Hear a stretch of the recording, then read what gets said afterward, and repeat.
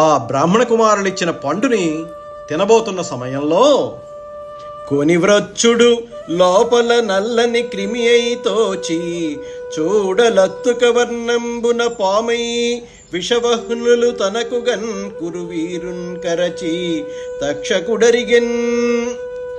పండును విప్పేసరికి నల్లని ఓ పురుగు కనబడింది. ఆ పురుగు మెల్లగా పారాణి వంటి ఎర్రని రంగుతో పామైపోయి విషాగ్నులు చిమ్ముతూ పరీక్షన్ మహారాజును కరిచి ఆ ఒంటి స్తంభం మేడను కూడా కాల్చి మేడపై నుండి దూకి పారిపోయింది. ఆ పామే తక్షకుడు. మంత్రులు జనమేజయుడితో ఈ విధంగా చెప్తూ, నీ తండ్రి ఈ విధంగా మరణించాడయ్యా.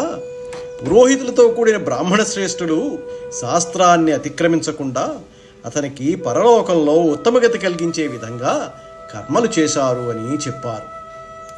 జనమేజయ మహారాజు సర్పయాగాన్ని చేయటం. మంత్రులందరూ జనమేజయ మహారాజుని, నువ్వు చిన్నతనంలోనే రాజ్యభారాన్ని తలకెత్తుకొని భూభారాన్ని భరిస్తూ వస్తున్నావు అంటూ, పెంచితి ధర్మ మార్గమున ప్రీతి వనర్చుచు దారుణి ప్రజన్ మంచితనేక యాగముల మానుగ దక్షిణలిచ్చి విప్రులన్ నించితి సజ్జనస్తుతుల నిర్మలమైన యశంబు దిక్కులన్ సంచిత పుణ్య సర్వగుణ సంపదనెవ్వరు నీ సమానులే. సంచిత పుణ్య అంటే సంపాదించబడిన పుణ్యాలు కలవాడా ఓ జనమేజయ మహారాజా. ప్రజలందరినీ ధర్మ మార్గంలో నడిచేటట్లుగా చేశావు. ఎన్నో యజ్ఞయాగాదులు చేసి విప్రులకు దక్షిణలిచ్చి వాళ్ళని తృప్తుల్ని చేశావు. ఉత్తమ జనులు పొగిడేటట్టుగా పరిశుద్ధమైన కీర్తి దిక్కులలో నిండేటట్లుగా చేశావు. సమస్త గుణాల సంపదలో ఎవరైనా నీకు సరిపోతారా అంటే సరిపోరు అని అర్థము. కాదన కిట్టిపాటి అపకారము తక్షకుడేక విప్ర సంబోధన చేసి చేసే నృపపుంగవ నీవు అనేక భూసురాపాదిత సర్పయాగమున భస్మము సేయుము తక్షకాది కాకోదర సంహతిన్ హుతబహోగ్ర సమగ్ర శిఖాచయంబులన్. ఒక బ్రాహ్మణ బాలుడు అన్నాడని తక్షకుడు యుక్తాయుక్తాలు ఆలోచించకుండా నీ తండ్రికి ఇంత అపకారం చేశాడు.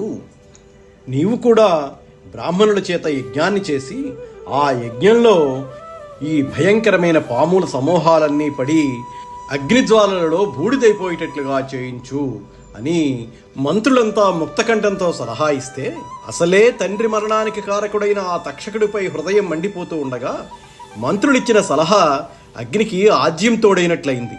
వెంటనే యాగానికి ఏర్పాట్లు చేయమన్నాడు. శ్రేష్ఠులను పిలిపించి శాస్త్రంలో చెప్పిన కొలతల ప్రకారం హోమగుండాలు, యాగశాల మొదలైనవన్నీ ఏర్పాటు చేయమన్నాడు.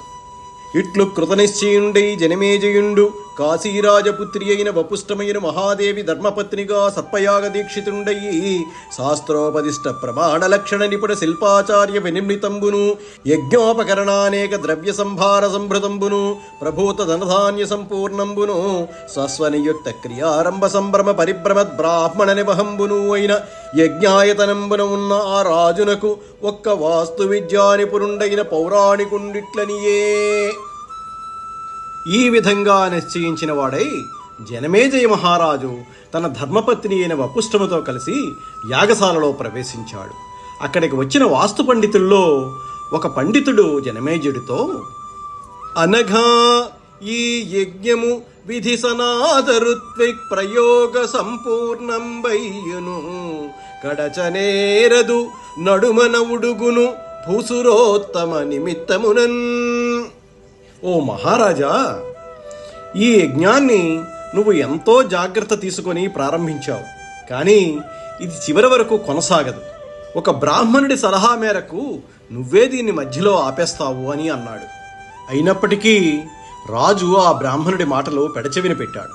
చవన వంశస్థుడైన చండభార్గవుని హోతగాను, పింగళుని ఆధ్వర్యునిగాను, కౌత్సుడు, ఉద్గాత మొదలైన మహర్షులు యజ్ఞ పర్యవేక్షకులుగాను నియమితులయ్యారు. ఋత్వికులంతా హోమ పదార్థాల్ని హోమం చేయడం ప్రారంభించగా సర్పాలన్నీ వచ్చి హోమగుండంలో పడి భస్మమవడం మొదలైంది. అతి వేగాకుల చిత్తులై పడి రుదాత్తాసి విషాగ్నుల్ సితాసిత పీతారుణ వర్ణదేహులు నవాసృగ్రక్త నేత్రుల్ మహోన్నతులు ఏకత్రిక పంచసప్తనవ నానామస్తకుల్ పల్వురుద్ధత నాగేంద్రులు బ్రహ్మదండహతిన్ ఆర్తధ్వానులై వహ్నిలోన్. బ్రహ్మదండం పెట్టి కొడితే పడిపోయినట్టుగా ఒక్కొక్క పేరు చెప్పి ఋత్వికులు పిలుస్తూ ఉంటే, 1 పడగ పాములు, 2 పడగల పాములు, 5 పడగల పాములు, 9 పడగల పాములు, పెక్కు తలలు కలిగిన పాములు, పసుపు రంగు పాములు, తెల్ల రంగు పాములు, ఎర్ర రంగు పాములు, నల్ల రంగు పాములు, పొడుగు పాములు, పొట్టి పాములు, లావు పాములు, సన్న పాములు, ఇన్ని పాములు గిరా గిరా తిరుగుతూ విషాన్ని చిమ్ముతూ అగ్నిహోత్రంలో పడిపోయి తలలు పగిలిపోతుంటే, పిటిల్లున శబ్దం చేస్తూ విషం చిమ్ముతూ కాలిపోతుంటే దుశ్చక్రమంతా సర్పముల వింత ధ్వనులతో మార్మోగింది. అందరూ చిత్ర విచిత్రంగా ఇదేమి యాగమని చూస్తూ ఉండగా ఆకాశంలోంచి రంగురంగుల పాములు అనేకాలు వచ్చి ఆ యాగంలో పడిపోయి అగ్నిహోత్రంలో కాలిపోతున్నాయి.